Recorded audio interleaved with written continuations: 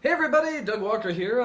First of all, I apologize if you see some schmutz and stuff on my face. I was just getting done showing some stuff for Demo Reel, which we're having a trailer for this week. Keep an eye out for that. But you don't want to hear about that. You want to hear about Paranormal Activity 4 and what I thought of it. And if you should see it, you shouldn't see it, blah blah blah. Best way to always go about these is talk about what I thought about the past films. For many of you, this will be repetitious because I've talked about it a couple times, but I'll go through it real fast. Okay, first film. I thought was okay, mostly because I was sort of used to these tricks and gimmicks. I didn't think the acting was that hot, but at the same time, I liked that it was using these subtle tricks and that people were getting scared by it. So I really liked that. I appreciated it more than I sort of liked it. Second one I loved the second one. I thought it was good acting, it was a good setup, some really ingenious scares, good characters, I believe the acting, it was a good story. Tied into the first one, great. Love the second one. Third one I thought was kind of like a mix between the first and the second. Some stuff was really good, like really ingenious, and other stuff it's like, oh come on, we've seen this, and oh, are these characters really that stupid? I'm so sick of these same mistakes, especially when they're so smart in the second one, for the most part. So I was sort of half and half with the third one. I sort of had some of the most annoying stuff, but also had some of the most genius stuff, so I'm very half and half. And now we got the fourth, Paranormal Activity 4. And first of all, I'll say, if you didn't get into any of the other movies, this one's not going to sway you at all. I think they sort of found their formula and they're sort of going with it. Which is kind of the problem with it, is that you are starting to pick up the formula, but actually I'd argue you were picking it up in the third one, but they're still adding some stuff with it. They're still trying very hard to keep it pretty fresh and new, but it's tricky. It's a hard genre, this finding footage, scary film genre. Yeah, I guess that's what it's called. I don't know what it's called. It's very hard to keep that new, especially with something that's a film series like this, where you know supernatural stuff is supposed to happen, you know you're supposed to build it up, you know that none of the characters can believe the other characters because then they just either run out of the house or whatever and the movie be over. So those gimmicks get pretty old. But I don't think it's quite as bad as, like, say, the third one, because they do have some likable characters. The girl in the movie is very likable. The two little boys are very likable. Well, here, I'll go into the story real fast. Pretty much, without giving away too much, I won't give away any spoilers or anything, this family in, 2011, I think, finds there's these new neighbors across the street, and something happens to the mother. So this boy, this very forced setup, this boy apparently has nowhere to go, no other family, so somehow they hook them up with this family, the people next door, because he's already said hi to him a few times. And this kid, this is one of those great, scary kids, in that he doesn't quite go too over the top. It's just the right amount of kind of funny, kind of scary. It's kind of like the Damien kid from The Omen, but the kid finds just the right in between, or maybe the director does for the kid, whatever. Because he does the little scary looks and stuff, but he, for the most part, talks like a real little kid. Except for the points where, he wants to say something scary, in which case that's supposed to give you the, what the hell was that? Or what the hell did that mean? So it's just the right level. I'm sure some people might think, the kid's a little over the top and we've seen it, but I liked him. I thought it went okay. It was very close to going over the top, but I thought it struck a nice in between. And this kid comes over. Of course, weird things start happening. Chandeliers start falling, and things start moving, chairs start moving, all this stuff. And from there, again, I guess I don't want to give too much away, except for some of the stuff you already know what's going to happen. The girl is suspicious, so she has the boyfriend set up cameras in all the laptops, or recordings of the little web cameras in all the laptops around the place. So that's a clever way to keep track. To do a kind of movie like this, because there's only so much you can film everything, with a handheld camera. I think they even say in the movie, like, dude, are you gonna film everything too? And it's like, yeah, we know, it's for the movie, Pretty freaking nice camera they have in this movie too. It's like film quality, but they're a rich family. And yeah, and another kind of clever thing is that this is a clever tie-in. They usually do some pretty clever commercial tie-ins with this movie, and you've probably seen this in the commercial with the oh no, what the hell is it? The Kinect, I think. Yeah, I think the Kinect. They put on the night vision on the computers and on the camera, and you see all the little dots that surround the room. Well, now you can do a lot with that, and they do a fair amount. They don't quite abuse it. They do just the right amount of what you see moving, what you don't see moving, because sometimes you'll see, like, bugs moving. Like, are those bugs, or is that a ghost? And then, you know, what was that? What was that moving? What's that? So that's a lot of fun. That's very clever. But bottom line in the story is that things are happening once this kid comes over, and he's also sort of talking to their son, the son of the family, and is sort of manipulating him, but you don't know what he's saying or what exactly he's doing. So it's another kind of a mystery. So with me, again, it's sort of like Paranormal Activity 3, where there's some stuff that's pretty good and some stuff that's pretty lame. But it doesn't quite go the extent of Paranormal Activity 3, because 3 had, when it had stupid stuff, it was so stupid. You're just like, really? You didn't learn from the other movies? Or, like I said, in Paranormal Activity 2, they're actually making, for the most part, smart choices. And then 3, they make the same dumbass choices in the first one. So they make some dumb choices in here, but they're not quite as dumb. But the downside to that, too, is that the scares are also pretty damn good, too, but they're not as good as 3. It's like they don't go all the way. They don't quite push it to the extreme that 3 did. So sort of take that for what it is. In my opinion, you can kind of call it Paranormal Activity filler, because it doesn't quite answer questions. It just raises some more, and yes, so you know, it is leaving it open for another sequel. But here's the thing, to its credit, and I do get pissed off they're not giving us more answers, you know, and that they are just raising more and more questions, because it's obvious the first Paranormal Activity was supposed to stand on its own.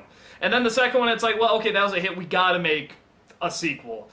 You know, but that could sort of stand on its own too. And then with 3, it's like, okay, these are so quick to push out. I mean, I'm sure they work very hard on, but you can get them out so fast.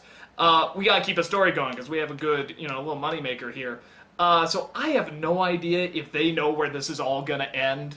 But it is sort of like Lost in that every single time you say, no, you know what, I'm done with the formula, I'm done, I don't want to watch it more, blah, blah, blah, they just give you enough to say, well, now I gotta stick around so I know what that is. And it's good at that. But the failing of it as well is that it needs to answer some questions too. I know it's weird I'm referencing Lost because I, you know, hate the ending of Lost, because they didn't answer anything, but Lost would give you just as many answers as questions. Every time it would answer something, it would raise another question.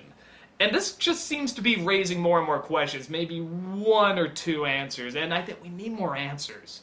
But again, they keep me hooked. The ending of this movie, I'm just like, well, what the fuck was that? And it's like, and then the credits roll, it's like, well, shit, I gotta see the next one. I gotta know. You know, because that was a very, you know, what the fuck ending. You know, even more than the third one. The third one kind of pissed me off with the ending, because, I mean, it so didn't give any answers. And really, none of the answers, you know, nothing's gonna be answered here from the third one either, which again kind of pisses me off too, but it seems to be, but they're letting on with every film, to their credit, that it's getting bigger and bigger. And I like that. That's smart. It's showing it's getting bigger and bigger, you know, so the next one's going to be even bigger too, but you don't know how, so it's clever marketing. I'm hoping they have a good resolution for it. So, again, I don't want to give too much away because they do try to raise more questions with it and stuff. I can't go as far as to say it's just more of the same. Some of it is. It definitely is. You know, we've seen this. But they catch some of it too. Like, they dive in pretty early with the kid and the supernatural stuff. They don't wait too long. There are jump scares, and at first they're not too bad, you know, because it's like, okay, you know, you give it some credit. But then it's like, you know, you got the camera there, then the cat jumps on, and we were with a crowd that screamed at everything. The cat jumps on, and it was like, ah! I'm like, come on, guys, shut up. Don't encourage them to give more jump scares. Because they're cheap, but when they do have real scares in here, they're pretty effective. So I'll give you one last example as to both the strengths and the failings of this film. Before I tell you who probably like it, who wouldn't.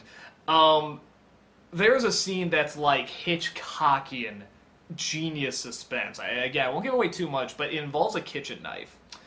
And something happens to this kitchen knife, and they draw it out for a good period of time. And you know that something else is going to happen with this kitchen knife, and you're just waiting for it. And waiting for it. And it is such, again, I don't want to give away because it's so good, but it is such an ingenious setup. Because every time someone, you know, gets close to this kitchen knife, you're going, but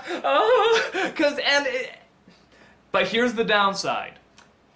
The payoff is not good enough. And when they do give you the payoff, it's too early.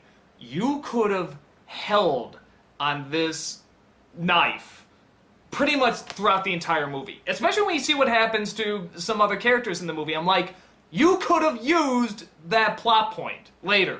And you could have had people's stomach turning every single time they're in the kitchen. And it could have made people just cringe throughout the entire film every time someone would go in the kitchen. But they do it they give it away way too early, and they give it away at just the wrong point. And they don't really do anything with it. And it's just like, oh, what an ingenious setup. But that's what I'm talking about, is how it will have some setups that are so, you know, the Connect thing was ingenious. And there's a scene with a kid taking a bath. I mean, it's like that stuff. That's the stuff that scares me. I mean, there's the jump scares. You throw some in the beginning because you had to set up story, and you can't throw the scares in yet. So you have one or two little jump scares. I understand that. Now stop. Just let the atmosphere build. You don't need to have the cat or cut to someone closing a door, and it's like that sound is supposed to scare you. You know, they get so lame. So like I said, it's not as bad as 3 with the jump scares, because like there's one where like the woman hides in the closet with a mask. I'm like, are you kidding me? These are a little more clever, but they're still obnoxious. So in terms of that, who would like this movie, who wouldn't? I say if you really like the Paranormal Activity movies, see it. I don't think it'd be like one of your favorites or anything, but I think it keeps you guessing, it keeps you wondering what's going on. It has some returning characters too. It's not like just something from out of the blue. I mean, that they got some characters come back, and they tie them in, for the most part, pretty cleverly, but again, there's a lot of, well, wait, when did this, how did that? So, we'll see if it adds up. I'll be honest, a lot of this depends on, it's just like Lost, a lot of it depends on whether or not they can answer these questions in a satisfying way, or if they answer it. But I got to know. I'll see Paranormal Activity 5 no matter what. I mean, it's like, the 5th one has to do something really, really bad to, you know, cut me from the movies now. Which I'm not saying it can't. It definitely can. I mean, it can do something where I just be like, you know what, fuck it, I'm done. You idiots screwed it up. But they're keeping just enough, you know, to have me come back and sort of see this formula and stuff like that. If you want to see a great video, by the way, check out Brental Floss's Paranormal Activity, I think it was like 4 Mula, and he just points out all the stuff that keeps happening in these films. It's very funny, and it is the fault of the movies, but they're trying to get around it. Some work, some don't. This is definitely not the strongest, but I don't think it's the weakest either. I think it's stronger than 3. I think I could even argue it's stronger than the first one.